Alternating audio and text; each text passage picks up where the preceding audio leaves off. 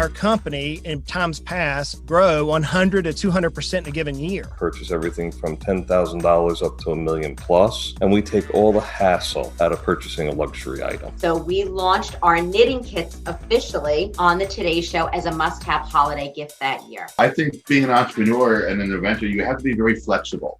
Want to patent your invention? The chance is near. You've given it heart. Now get it in gear.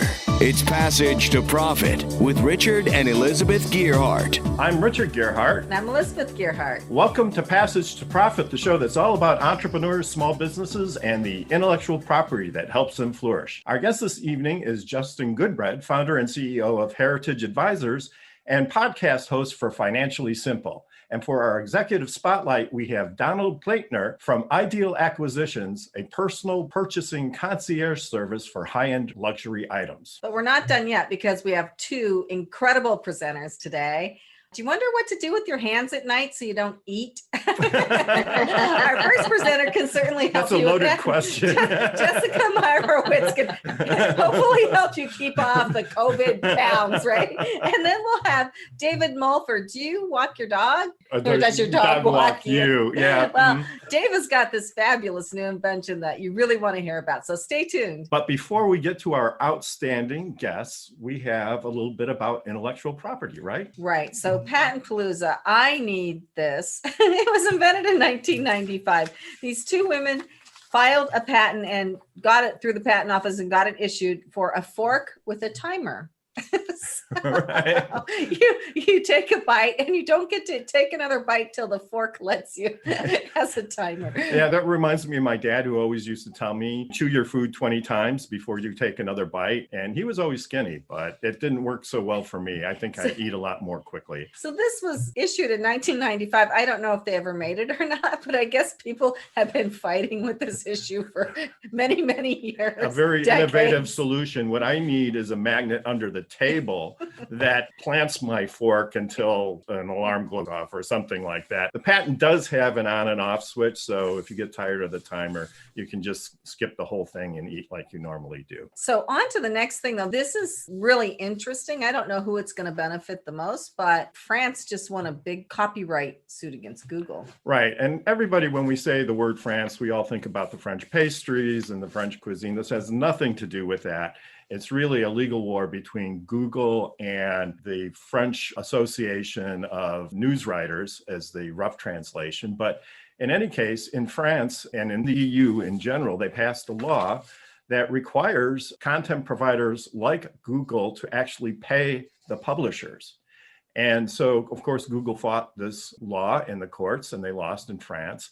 And just in January, Google is now forced to pay the news agencies directly for using their content. And it's based on the number of viewers and the exposure. But I think it's a kind of a fair deal because Google has been getting all the money from the advertisers, and the publishers themselves, the people who have to pay people to go out and gather the news, aren't really getting a lot of money based on this. Lest we be remiss, as a law firm that does patents, trademarks, and copyrights, we found this article online, and it was published by U.S. News and World Report, and it was Associated Press wire service content. So we just want to give credit where credit is due. Yeah, and I don't know if this is a globally adopted principle, what impact it's going to have on internet news readers. Certainly, I would imagine Google's going to try to find some way to pass the costs on to the users. It wouldn't surprise me, but it is an interesting development and really kind of a major development in the world of news services and internet providers. So without further ado, I'm so excited to hear from this guest. Wow, he's great for small business. Yeah, and if you own a business, how do you maximize its value? Well, tonight on Passage to Profit, we're going to show you how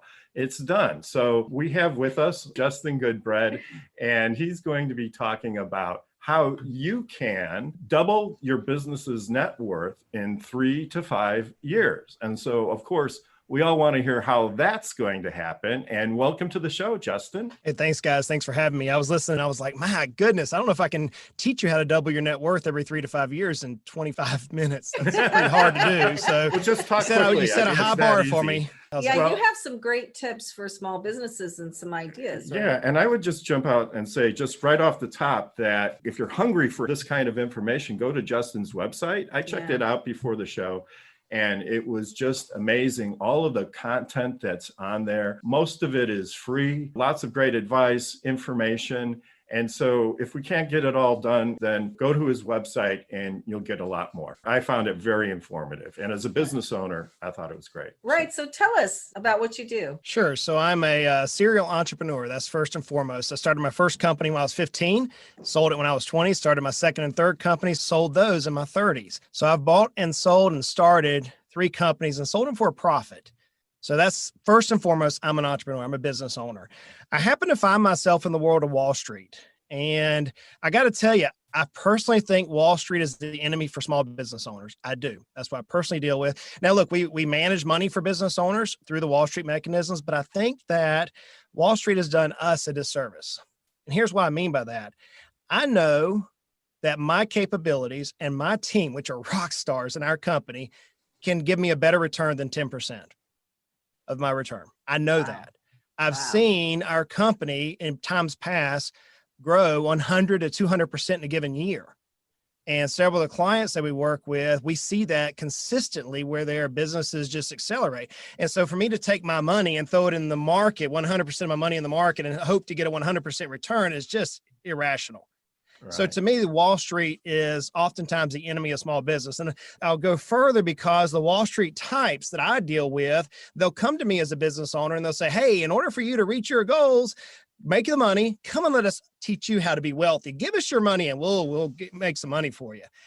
I got to tell you, I want to tell them to go fly a kite. You know, it drives me crazy when I hear that. So I started a company in 2009 called Heritage Investors, and I started a company right after that called Heritage Business Advisors, and a third company called Financially Simple. All 3 of those work to educate business owners how we as business owners can double our net worth, not our company value, our net worth, every 3 to 5 years. And we can do it if we coordinate all these things together. So Justin, when you're talking about improving the net worth, how much of it are we talking about managing costs versus growing sales revenue? Let's answer the question through a process. So it's a process that we walk everybody through, and I think it's really easy to understand it at this point.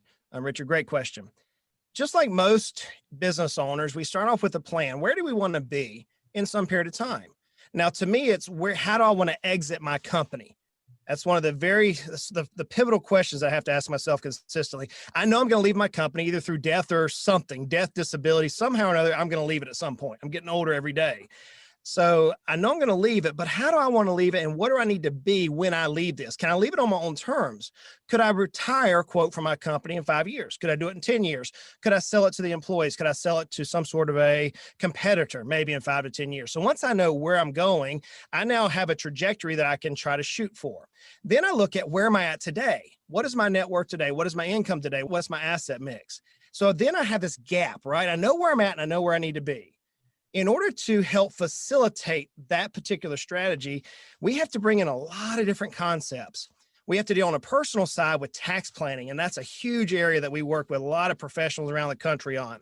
We have to deal with insurance mitigation. I mean, most of us are insurance poor. We have insurance agents who sell us a bunch of crap sometimes, and so we have to deal with that. We have to deal with the risk when it comes to legal matters like contracts, like patents, things of that nature, intellectual property. We have to make sure we're protected. So that's risk management. We have to grow our assets. And I believe that the businesses that we own is often the asset which can give us the best return. Aside from that, maybe real estate is a great asset for many people across our country. And we deal with retirement funds, but we have to use those properly for tax mitigation and ultimately bridge our net worth.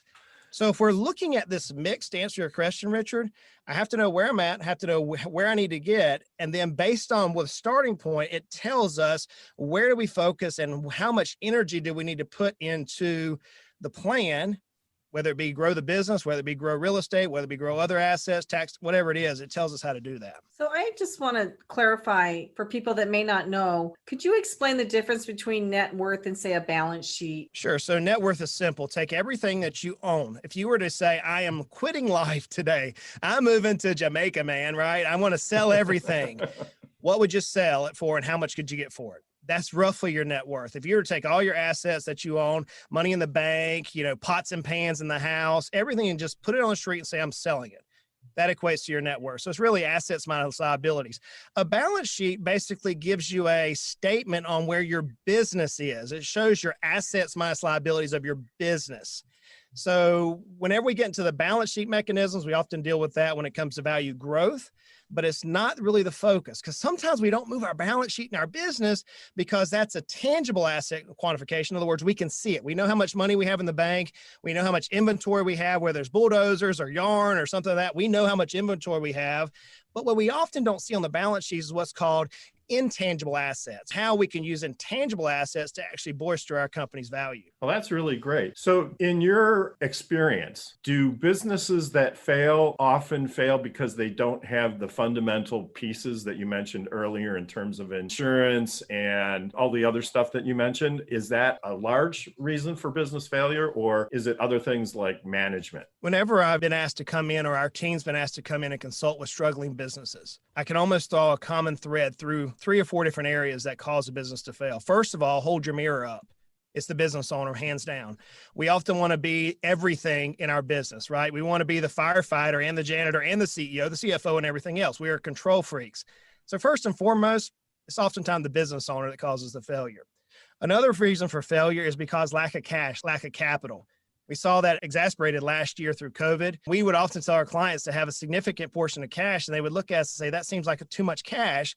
But then the ones who listen to us, man, they doubled their net worth, many of them in 1 year. I would say if you want to grow your business, you have to invest somehow. You have to make some change, more marketing, more efficient production, whatever it is. And you have to have cash to be able to do that, right? Let's dissect it differently, because I think you're on the precipice of where I try to get everybody to think in a business, okay? Business is divided into 8 areas. And if you can identify these 8 areas within your business, then you know how to fix your business. And we all, as business owners, we all don't think our business is perfect. In fact, my second book, which you can find on the Financially Simple website, is called Your Baby's Ugly, because our business is our baby. And often it sucks because we see the flaws in it. So if we can break out these 8 key areas of our own business, then we know how to fix it. We know we can almost self-diagnose, but we shouldn't. So let's talk about the 8 key areas. So first, you have planning. Very few business owners take some time and do business planning, either on the startup or on an annual basis. In fact, our company just got back from a 4-day planning retreat with our entire organization to do planning for just this calendar year. So planning is number 1. Then you go into leadership. We business owners think we're awesome leaders. Here's the problem. If we as business owners are talking down, in other words, giving our edict down to our team, and at the same time serving within our organization, then we're not the leader we need to be. We actually need to have managers or consultants who are pushing our edict out to our team. That's true leadership. So we deal with leadership. We deal with sales and marketing. Those are the next 2 areas, which are different. Sales is getting people to buy your product. Marketing is getting them to the door. If I see one area of almost every business we work in that has a problem, it's marketing. Most businesses do not understand marketing. We throw dollars at it. So sales and marketing. Then you have the next 4 areas are people and operations. So people is our team at Rockstars. I mean, are we having best in class? Could our organization, the leaders of our organization, go to the trade show? So if we're lawyers, could we go to a legal convention and have our directors of operations talk to other directors of operations at that convention and say, hey, here's why we're the best? Most of the time we can't. So we have to have rockstar team members, and we have to have, when it comes to the operational portion, we have to have efficient throughput. In other words, when a customer comes to buy our widget or our service, how fast can we get the customer through the process with the highest customer satisfaction possible and the highest profits possible? So we have operations. And then finally, the last 2 areas are finance. That involves everything from purchasing to ARs, accounts receivable, to accounts payable. And we have our risk management, which includes insurance and legal. So if you took your business and you divide it into those 8 areas, planning, leadership, sales, marketing, people, operations, finance, and legal. And you did an assessment, almost like the old SWOT analysis, strengths, weaknesses, opportunities, and threats.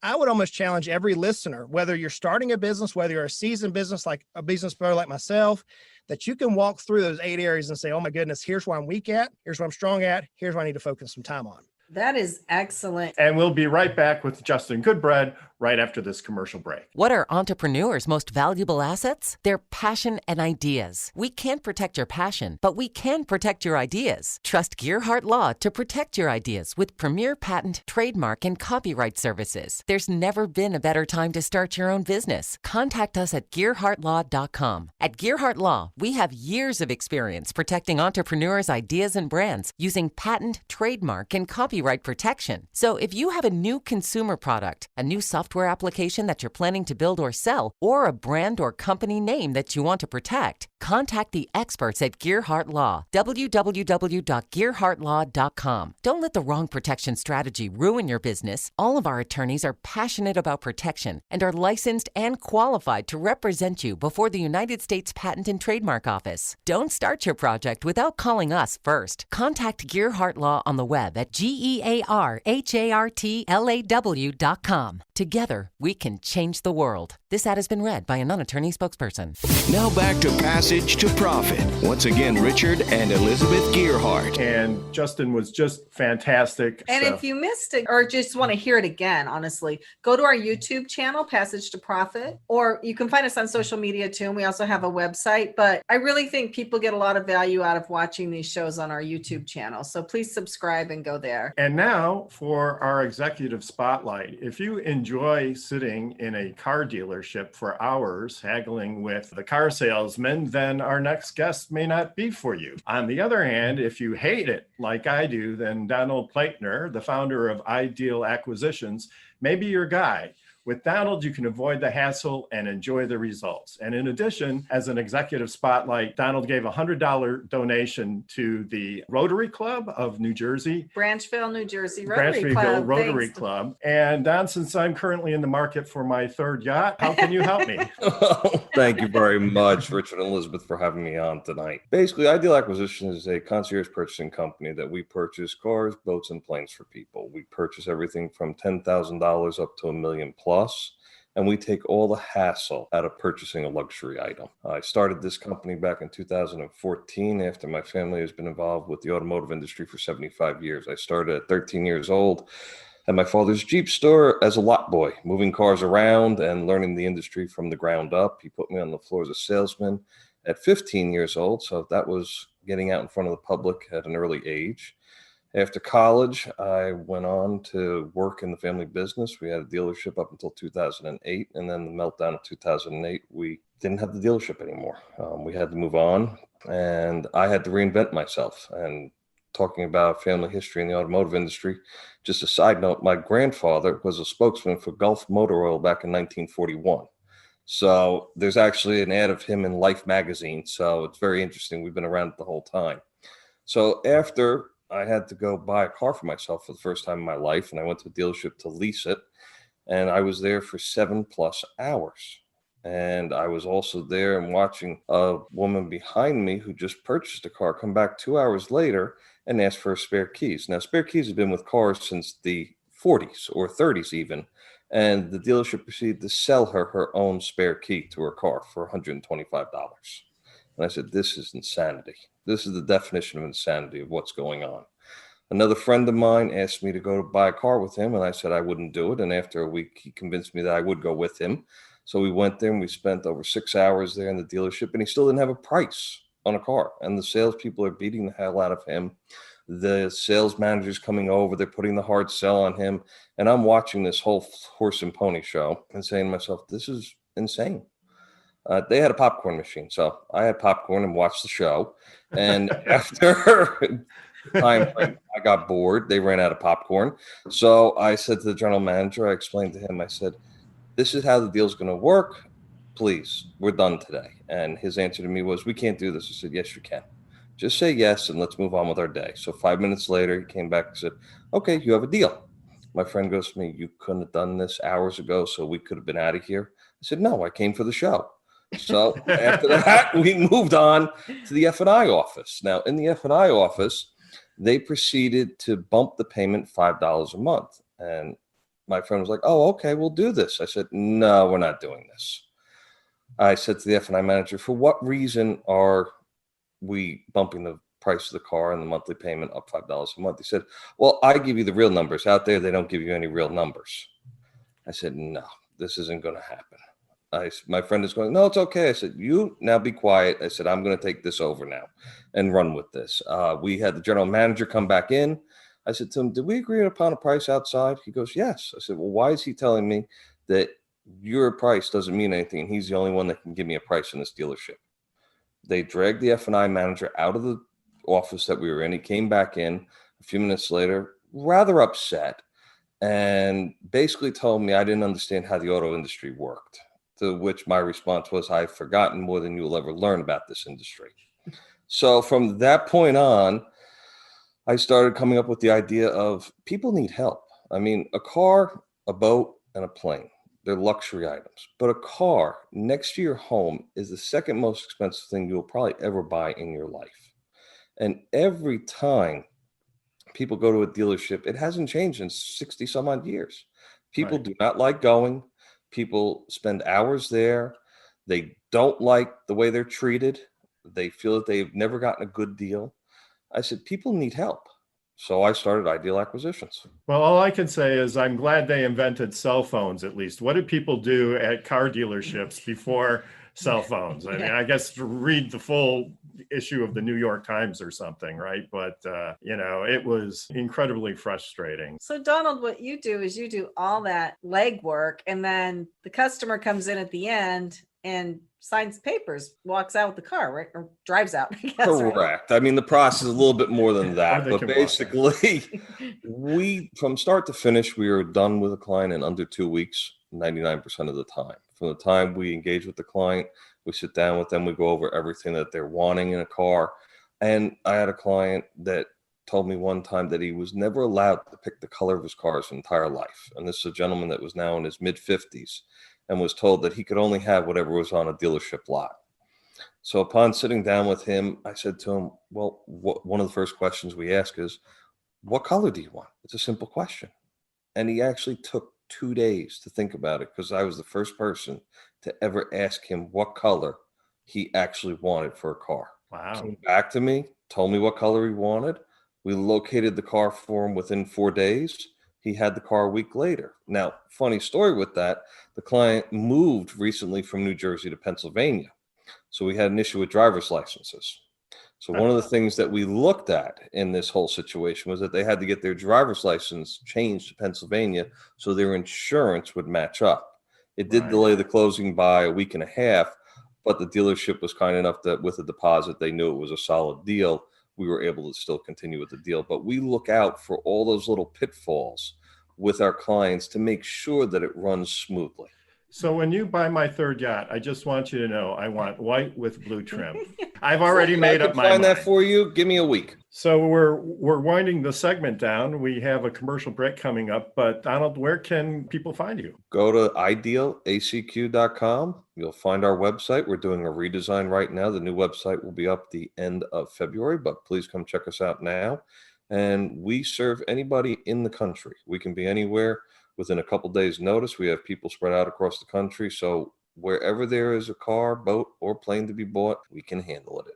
If it drives, floats, or flies, call Ideal Acquisitions. Thank you very much. It's been wonderful having you, and we'll be right back with more Passage to Profit right after this commercial break. There's never been a better time to start your own business. The opportunities are infinite and only limited by your imagination and enthusiasm. At Gearhart Law, we believe the most successful companies all have one thing in common. They start with a solid foundation first. Gearhart Law has years of experience protecting entrepreneurs' ideas and brands using patent, trademark, and copyright protection. So if you have a new consumer product, a new software application that you're planning to build or sell, or a brand or company name that you want to protect, contact the experts at www.gearhartlaw.com. Our professionals will create a custom strategy designed to fit your needs and your budget. All of our attorneys are passionate about protection, licensed and qualified to represent you before the United States Patent and Trademark Office. Don't start your project without calling us first. Visit gearhartlaw.com. Together, we can change the world. Visit GEARHARTLAW.com. This ad has been read by a non-attorney spokesperson.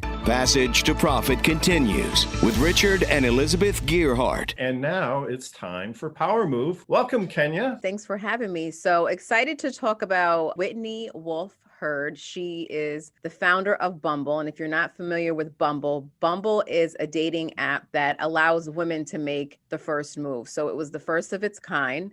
Interestingly enough, she started at Tinder, where she didn't have a great experience, according to CNN Business. And she actually ended up suing Tinder and starting Bumble, which is now worth $3 billion. And they are going public this week with an IPO. So I have a question. Elizabeth, would you have used Bumble to find me?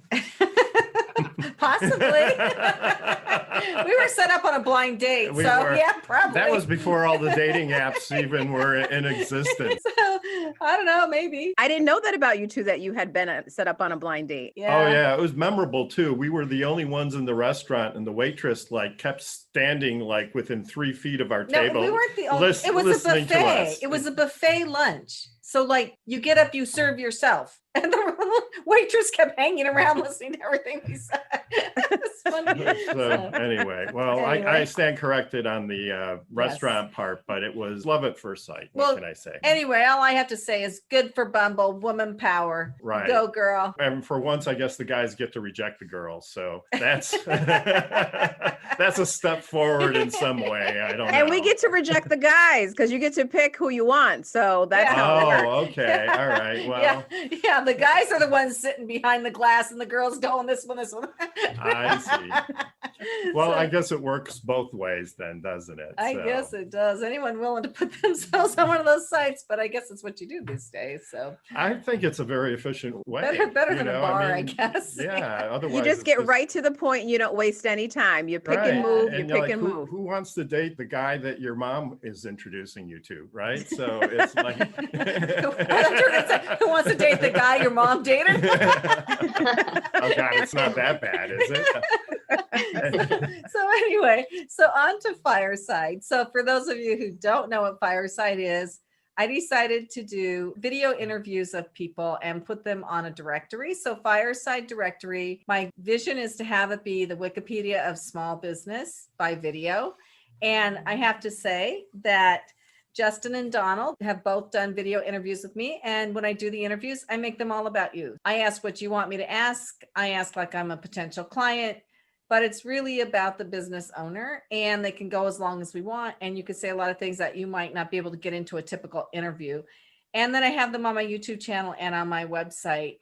And I've been kind of regrouping a little for the last month, kind of looking at how I'm doing it and what I'm doing and ways to make it more efficient. And so I'm starting to post again now, but I'm looking at getting videos from other places. I really do want it to be a tech project, a directory site. The reason I started doing the interviews was because so many people were uncomfortable on video. And I felt like an interview is a lot more comfortable than just talking into a camera yourself. Now, with all the changes that have happened during COVID, a lot of people are just doing videos anyway. So I don't feel like I have to interview everybody. Although I do like interviewing people, I just really love it because there's so many fascinating people. But anyway, so I'm continuing forward, kind of regrouping a little. I think I'm going to go look at Financially Simple and get Justin's advice on that because I think it's a good time to look at that. So it sounds like you're making great progress, and it's a great place to go. If you're an entrepreneur and you want exposure and you have a video, you don't know where to put it. Or any business person, doesn't have to be an entrepreneur. Right. And you can get extra exposure that way, and you don't have to spend as much time networking. Right. I haven't launched my big marketing effort yet. I probably need to get some help to do that, but I am going to market to the general public. And I have a lot of ideas around that and a lot of things that are in the works. So without further ado, I would like to introduce our presenter. Jessica Meyerowitz has the company called itsayummy.com. What she does is fabulous. And I don't want to say too much about it, so I'm just going to let her jump right in. Hi. Hi, thank you so much for having me. I'm so happy to be here. Tell everybody it's a yummy. What's yummy? The yarn is so soft and yummy. So I manufacture a custom-made, oversized, 100% merino wool yarn. And the company got started. I had owned an advertising agency for 15 years. I closed that agency in December of 2015. 2 weeks after I closed the agency, I decided I was going to take a couple of creative classes. I was going to try something new, expand my community, meet some new people. So I signed up for a pottery class and I signed up for a knitting class.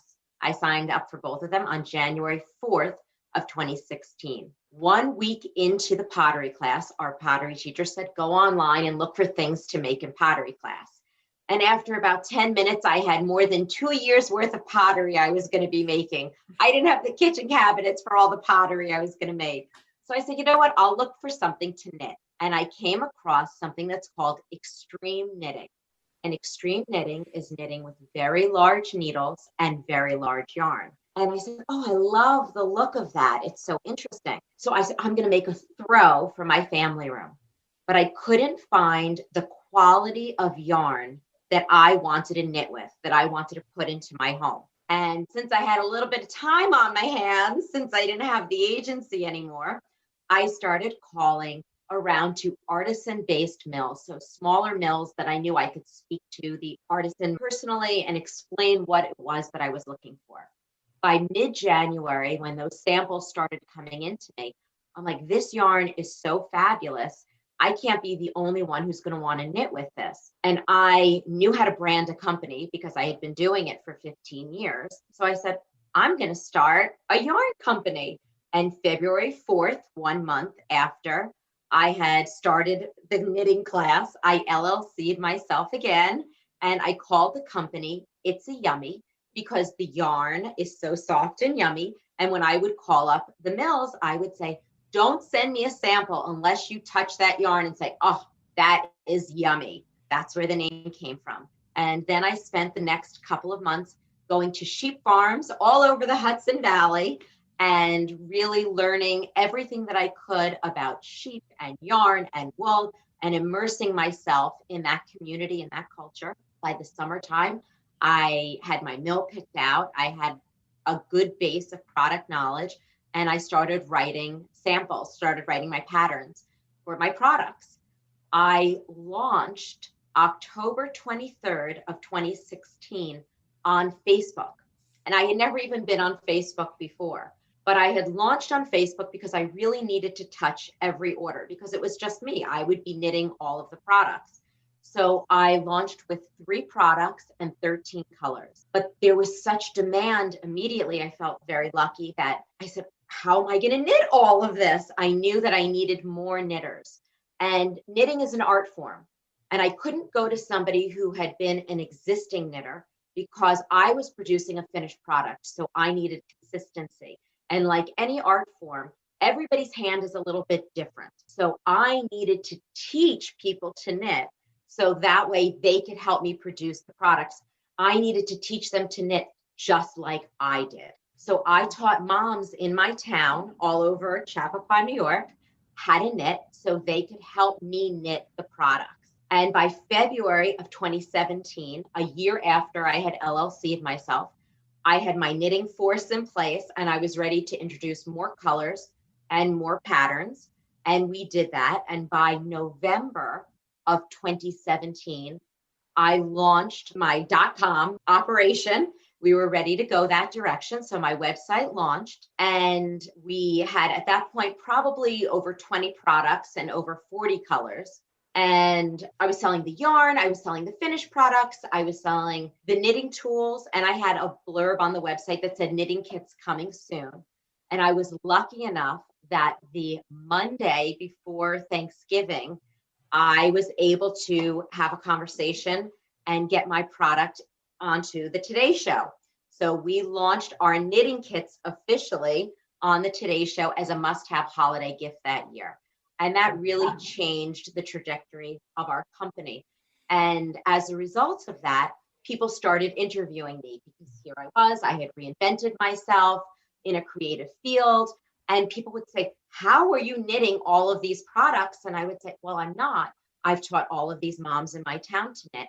And that sort of became a story unto itself, a cottage industry that was being created in Chappaqua. So people would then say to me, can you teach me to knit? I would love to learn to knit. And I'm like, well, I'm not really a knitting teacher. I guess I could try it though. I did teach all of these moms to knit, and I guess I could. So I launched a class in the New York area, and I was calling it A Skill in a Scarf in an Hour. I would teach you to knit with my yarn and my needles, and in an hour you would learn and you would have made a scarf. And I just really loved the teaching aspect of it. So I started doing it more and more.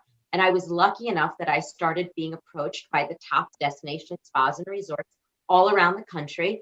And they asked me if I would come out and teach their guests to knit. So they would bring me out there, and I started teaching more and more. And then corporations started calling me and saying, hey, will you come in and teach our team to knit? It's so mindful, it's so meditative, and it's a great team building experience. So at this point, my yarn company was really taking off. We had over 50 colors, over 50 products. I mean, it was really blossoming. And I loved the teaching. And I was traveling all over the country, teaching businesses, business executives, people coming to spas, hotels, all over the place, teaching everybody to knit. And everything was going along swimmingly well. And then COVID hit. Oh, no. Yeah. So I had all of these workshops that I was going to be teaching. And I said, well, what can I do? And I honestly, I never even heard of Zoom before COVID. I didn't even know Zoom existed. But I started hearing about it in the first few weeks of COVID. And I said, I bet I can transfer my in-person classes to Zoom and start teaching virtually. And I was lucky enough that the classes really took off. We ended up getting written about in Parade magazine and the Washington Post, and we started getting a lot of press for these virtual classes, and it was fabulous. I really loved it.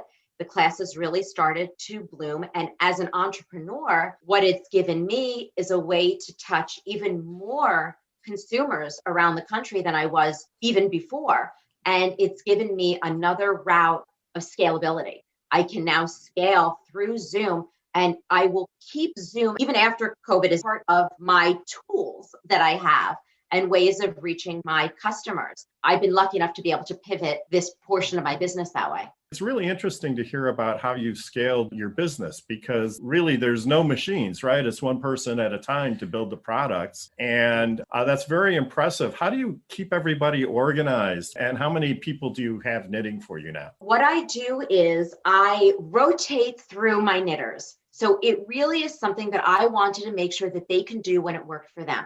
I have one mom who knits at the hockey rink in the mornings when she's there with her kids and they're practicing.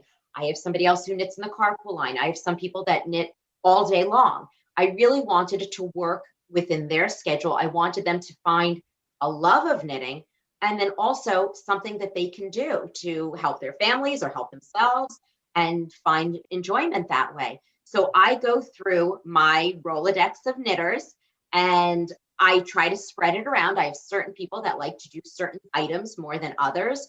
And I will say to somebody, can you do this? I need this in a day. I need this in a week, whatever it is. And if they say no, it's totally fine. I go on to the next person. And we have a really good system in place. And at this point, I still have my same knitters that I started with. And until they tell me that they can't knit anymore or their plate's full, at this point, I'm not bringing on any new knitters because I want to keep my core staff happy and knitting as much as they want to be knitting. That's great. So I want to move back to something you said. You keep saying that you were lucky. I don't think it's so much luck, honestly. But how did you actually get on the Today Show? Like, what were the steps that you took to get yourself on the Today Show? It was through help. People stepped in and helped and showed them my website and my products. And I will not use the word lucky. I'll take lucky out of that. But I was fortunate enough that because of my background, because of having my advertising agency for so many years and having so many connections that way.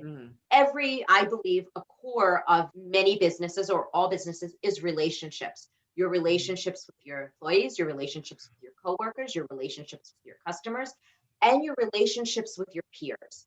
And if you foster all of that, you never know when somebody remembers that and comes back and helps you one day. So Justin, do you have any thoughts? Yeah, I'm amazed at your business, Jessica. That's pretty amazing. Just the way that you've prevailed through some adversity, even with what we dealt with this last year. As I'm looking, remember from what we were talking about, I'm always looking to the future. And I heard you say I a lot, especially on the coaching and things of that nature. Do you have any plans in your future to take your Zoom meetings, maybe move them to an online digital course, maybe a webinar process, so that now you can remove yourself, maybe not 100%. You may end up having like a monthly Coach with Jessica type thing that they pay you for your time. Any thoughts around that? Yes, it's so interesting. When you were talking earlier, it really resonated with me. When you said that the owner has to sort of remove themselves, because that's a really important part. And that has always been on my radar, especially because of when I had my advertising business, because when it came time to leave that, I realized I was the business. Even though there was profitability and there was accounts in place and all of that, it came down to going back to what I said before, my relationships. That was really something I've always been aware of. But it's tough because when you're starting a company, you are the product, and both the product is something and you're something, and you both need each other to propel, to build the business. But I did learn from my first go around as an entrepreneur that you do need that safety net in place. You do need to think, well, how can I sort of step aside, or what do I have in place? So before COVID was hitting, I was actually training people to be able to teach, because the product, which stands on its own, I had that aspect of it, and I went into the business with that thought process. But when the classes really started to take off and it put me again front and center, I did know that I needed that in place. So I was training people, and it's a certain personality to be able to lead a class, because it's an entertainment aspect. It's not just coming in to learn a skill.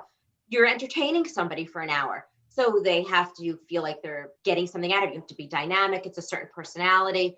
So I was working with people to get moving more in that direction. And eventually it will be something more where maybe there will be some master classes and some other classes and going more in that direction. So yes, when you were talking about it earlier, I'm like, oh boy, do I know that. Yes. Anyway, it's absolutely been fantastic having you on the show, and what a great project. If you're listening, don't go away, because we have another really great product coming up. I'm excited about this. I saw a video of it. It's brand new on the market. And if you've missed the show or want to hear or see what has gone on, we have had just fabulous people talking on this show today with things that you need to know in this millennium. And so you can find us on YouTube at Passage to Profit Show, or you can see us on social media. We also have a website, and our podcast will come out on iHeart. And if you want to be on the show, just let us know. PassageToProfitShow@gmail.com. Anyway, we'll be right back after this message. You are listening to Passage to Profit, the show all about inventors and entrepreneurs and business, with Richard and Elizabeth Gearhart, and we'll be right back.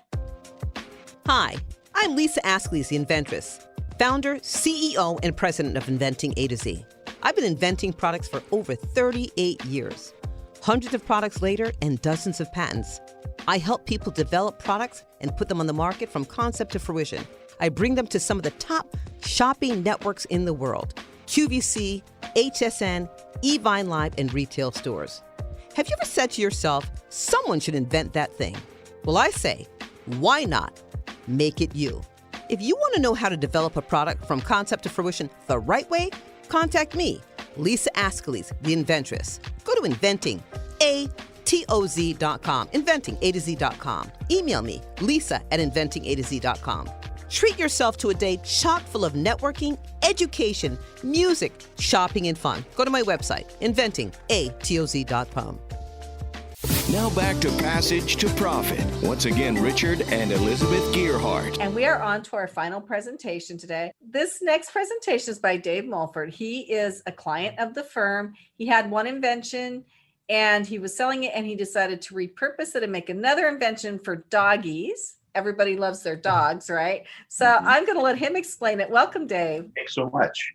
I'm Dave Mulford. And first I want to say that I've gotten some recognition by licensed brokers in California, just by the way my patent was written by Gerhard Law. It was so incredible and so fantastic. They said that alone was something that they're very interested in because of the way it was written. Unfortunately, their track record wasn't so great, so I had to push that aside. It would have been a great way possibly to get a license and start making the product and getting a royalty, and then maybe sometime down the road when that agreement was terminated, then I would relinquish that product and that business. And that way could be one way of getting something started. But that avenue didn't seem very appealing to me because I'm a really hands-on guy. You know, this is my baby, this is my project. And I wanted full control of the avenue in which it's going. And so there's a lot of obstacles and a lot of things, you know, with just, okay, I got the patent. And the way it was written, you know, this is the umbrella right here. It's a fantastic double frame, double canopy umbrella, and the handle has a removable LED light in it. For our radio audience, Dave is showing everybody the lighted part of the handle, which lights up and it's quite bright and it makes somebody walking in the street identifiable at night. So. Right. And if you had seen him on our show before when he was on here, his first invention was the umbrella saver, which kept your umbrella from going inside out in the wind. It had connections on it and a flashlight in the handle too. So you could go out in stormy weather with an umbrella and still be safe. But you repurposed that flashlight, right? Yes, I did. Quick story. A friend of mine out in Pennsylvania has dogs, a dog breeder of Australian cattle dogs. And one evening she let one of her dogs out and unfortunately it ran across the yard and through the woods. And it was at nighttime and she couldn't see it and it never came back. And unfortunately, on the other side of that woods was a busy freeway. And she eventually, that next morning, did find her dog. Unfortunately, it was hit by a car. And she was devastated. And, you know, I was very sad for her. And so I thought, well, if you could see that dog at night, that would have been much better. You could have tracked your dog. The person in the car could have seen that dog. So I created Fur Baby flashlight. And this is the handle right here that it houses it, that you can use it. I'm clicking the center, turning the light on. It has a flashing twinkle setting of different colors, very bright, where you can put it around your dog's neck and you hit it again. It's a solid LED light. And you can take it and it twists out of the handle like this. And then it has a cord on it. And you can wear it yourself, or then you put it on your dog so that you'll be able to see it. And if you don't want to put it back on the handle, then you take it and you twist it and you just put it in this little canister that you have. Comes with the kit. Yeah, I love the name of it. It's called Fur Baby Flashlights. I love the name. So Justin, it sounds like Dave may have hit a few obstacles here. Any thoughts about where to take this? Yeah, it all goes back to the marketing plan like we spoke about earlier. You know, it seems like some amazing products. I'd be interested in it. We obviously don't have enough time, but if you're developing a full marketing plan, it's going to identify who is the person most likely to buy it. How do you connect with them?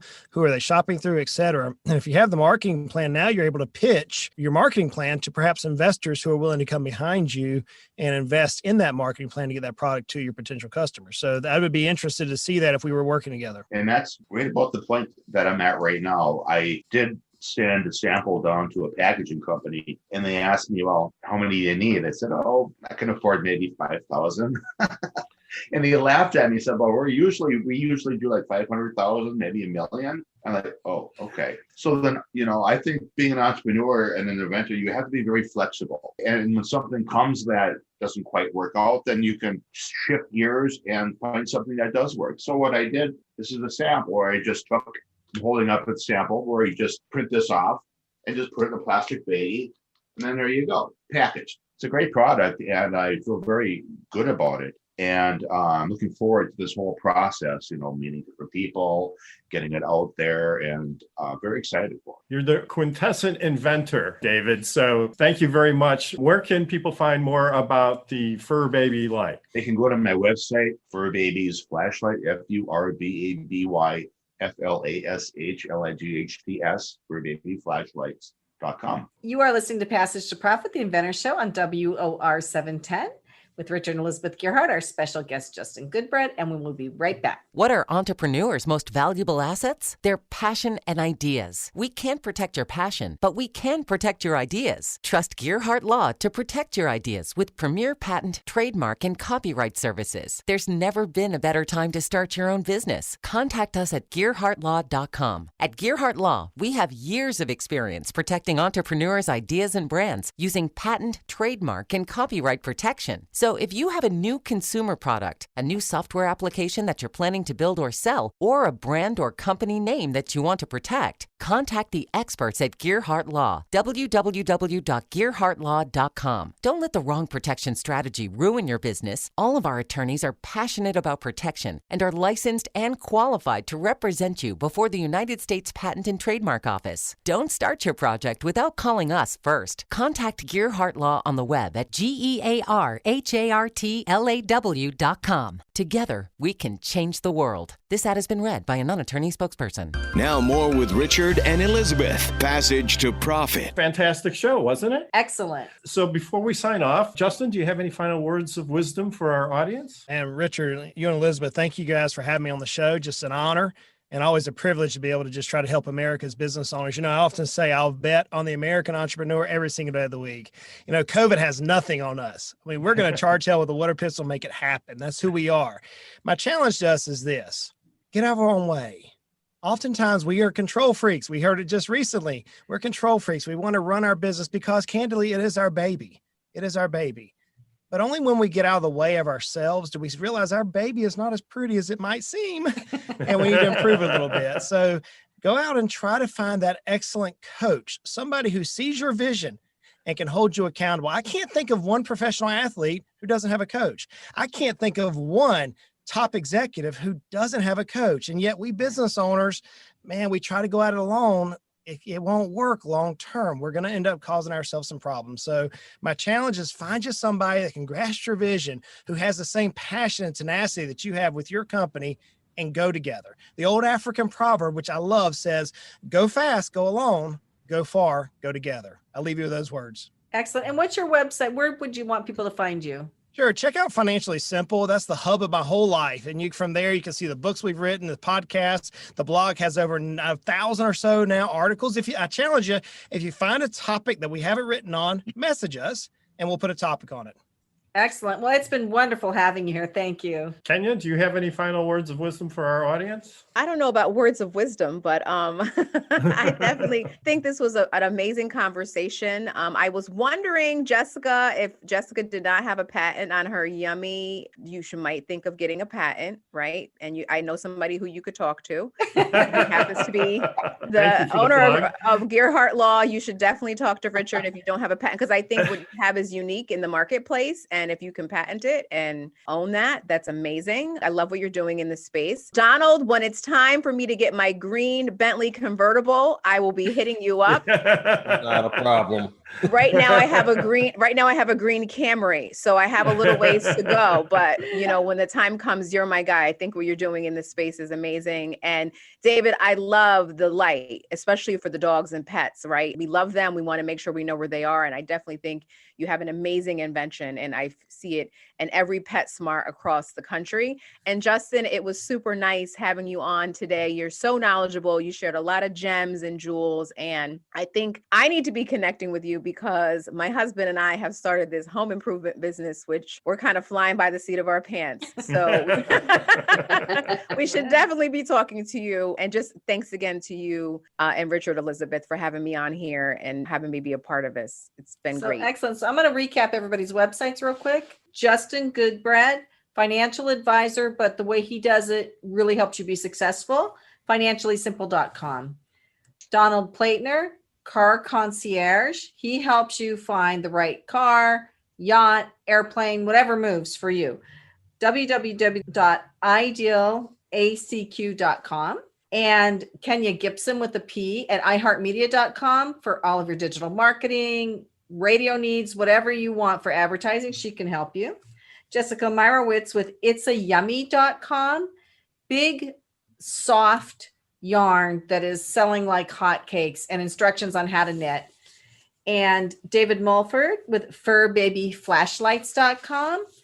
lights that you can slip over your dog's head so that you can find them at night and cars can see them. So I thought it was a great show. I thought it was absolutely awesome. You're listening to Passage to Profit on WOR. Don't forget to like us on Facebook, Instagram, and Twitter. And make sure you also check out our YouTube channel. And we'll be back next week with another episode of Passage to Profit on WOR 710, the voice of New York.